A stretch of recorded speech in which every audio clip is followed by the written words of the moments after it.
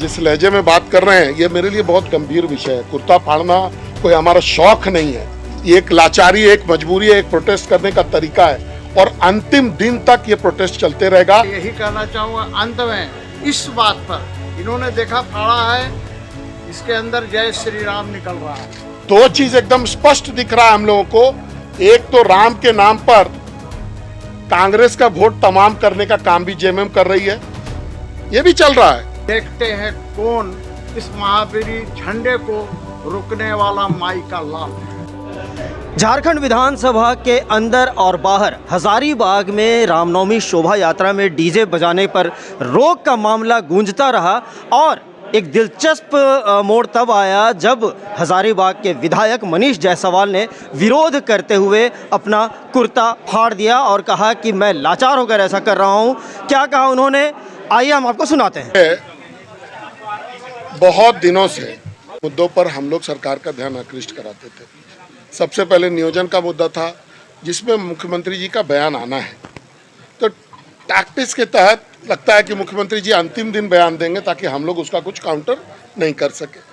अभी रामनवमी के विषय में आप लोग देख रहे होंगे कि हम लोग पहले दिन से सदन को इन्फॉर्म कर रहे हैं। मैंने किया, अनंत सदस्यों ने किया, बहुत नवीन जायसवाल जी ने किया, चंद्रवंशी जी ने किया, ओझा जी ने किया, डॉक्टर नीरा यादव जी ने किया और आज आप देख रहे हो कि हम लोग डिमांड कर रहे हैं। पूरा भारतीय जनता पार्टी, पूरा विपक्ष एक साथ मिल करके डिमांड कर रहा था कि भाई क्या हम लोग तालिबान में रह रहे हैं, क्या तालिबानी शासन में रह रहे हैं। 5000 लोगों पर आपने 107 किया। 107 से सरकार को खतरा रहता है कि कोई किसी त्यौहार में, किसी ओकेजन में डिस्टर्बेंस पैदा कर सकते हैं, उन पर 107 किया जाता है। ऐसे ऐसे लोगों पर 107 किया गया है जो नौकरी पेशा है, जो बच्चे हैं, जो 70 साल के बूढ़े हैं, जो टीचर हैं और उनका कोई आपराधिक रिकॉर्ड नहीं है। तो ये आप केवल डराने का काम कर रहे हैं। हम लोगों ने पूछा कि भाई आप ये काम क्यों कर रहे हैं। आपने डीजे पर प्रतिबंध लगाया कि भाई डीजे नहीं बजेगा, क्यों नहीं बजेगा इसका आपने कोई उदाहरण नहीं दिया। हजारीबाग में अभी बार मंगला का जुलूस निकलना था, प्रशासन ने विरोध करवाया और उसके बाद कुछ लोग धरने पर बैठे, उन 9 लोगों पर केस कर दिया गया। आज 5 लोग बल्कि आमरण अनशन पर बैठे हुए हैं, उसमें कुछ लोगों की स्थिति गंभीर है, सरकार कोई सुनवाई नहीं कर रही है। वहां के थानेदार ओपनली जा रहे हैं डीजे वालों के घरों पर, उनसे बॉन्ड लिखवा रहे हैं रात में 2-2 बजे तक कि आप डीजे नहीं देंगे। क्लब वालों को डराया जा रहा है, धमकाया जा रहा है, अखाड़ा वालों को कि भाई तुम अगर डीजे के साथ निकालोगे तो तुम्हारे पर केस कर देंगे, अगर कोई पुराना केस होगा तो उसमें फंसा देंगे।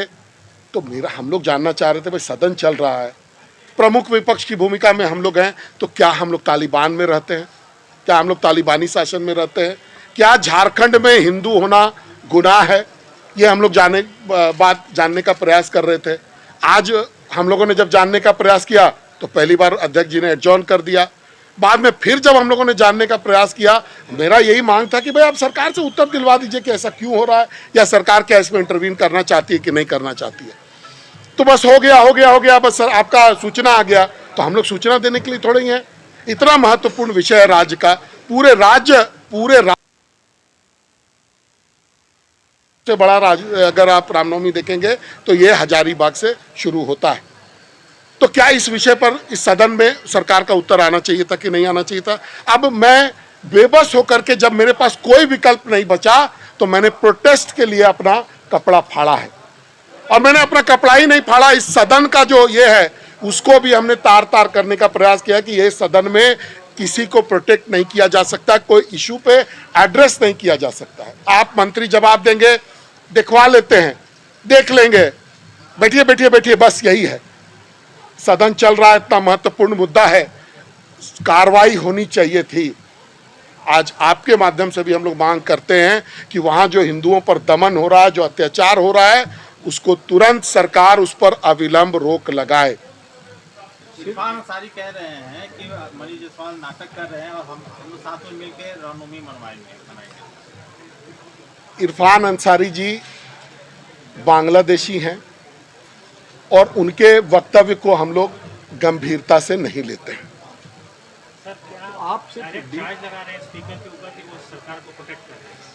बिल्कुल, जब आप सरकार से जवाब अगर आप नहीं दिलवा रहे इतने ये मुद्दे पर, जबकि बार बार अगर पूरा विपक्ष एक होकर के भी किसी बात को अगर बोल रहा है और आप उस पर भी जवाब अगर सरकार का नहीं दिलवा रहे हैं तो आप डेफिनेटली सरकार को प्रोटेक्ट कर रहे हैं।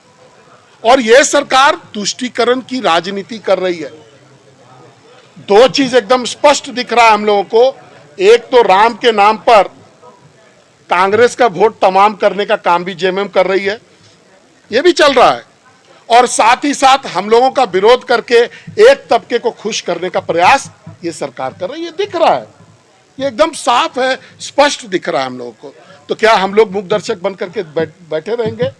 ये करोड़ों हिंदुओं का, केवल यहां इस राज्य में नहीं पूरे देश में करोड़ों हिंदुओं का विषय है। अब तो कुर्ता भी फाड़ लिया, अब कहाँ की डीजे बजेगा कि नहीं बजेगा?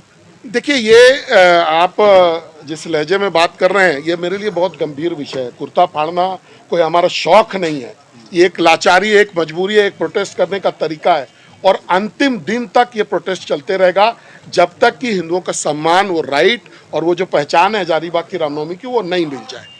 मैंने बिल्कुल शिकायत है। ये शिकायत सिर्फ हमारे माननीय सदस्य मनीष जायसवाल का ही नहीं है, हमारी भी शिकायत है। और आपने देखा होगा सदन के अंदर मैंने कहा भी है कई बार, ये देख लेते हैं, दिखवा लेते हैं। तो मैंने एक राय दिया कि भाई ये सदन चल रही है, इस पर करोड़ों रुपया खर्च हो रहा है, तो आप ऐसा कीजिए, क्वेश्चन ले लीजिए, अब घर पर ही उनका आंसर भिजवा दीजिए, फिर यह बहस का बिंदु कहाँ है? अभी आपने देखा होगा नीलकंठ सिंह मुंडा ने प्रश्न कर रहे हैं, एक बार भी मंत्री ने जवाब नहीं दिया कि रेलवे लाइन का विस्तारीकरण कितना किलोमीटर है, वहाँ पर कितने खान हैं, और खान वैध ढंग से चल रहे हैं कि अवैध ढंग से चल रहे हैं। बस वही हाथी, जंगल, ऐसा वैसा।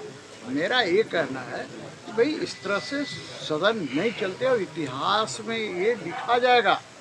और मैं कहूँगा, रामधारी सिंह दिनकर का एक कविता है कि समर शेष है नहीं पाप का भागी, केवल व्याध जो तटस्थ है, लिखेगा उसका भी अपराध इतिहास। तो मैं यही कहना चाहूँगा अंत में, इस बात पर इन्होंने देखा फाड़ा है, इसके अंदर जय श्री राम निकल रहा है। तो मैं यही कहूँगा, कहीं पर नीला, कहीं पर पीला, कहीं पर झंडे का रंग लाल है, देखते हैं कौन इस महावीरी झंडे को रोकने वाला माई का लाल है।